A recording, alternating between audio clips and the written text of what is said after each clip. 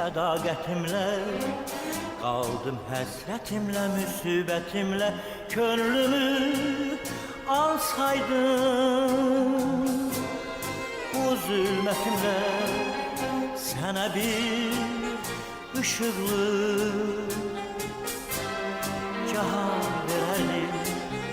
Könlümü alsaydın.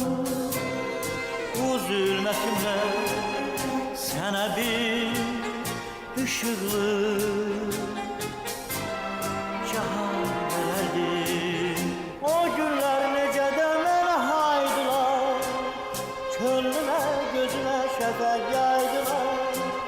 Keçən günlərimi qaytaraydılar, gələn günlərimdən qurban verərdim.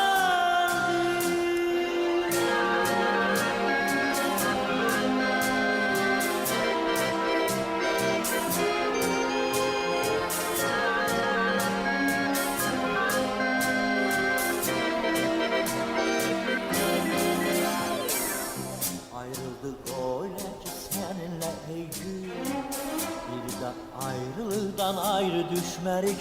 Ah bu son hicranım, müsalım üstü dağ dağa rast geler. Biz görüşmedik, ah bu son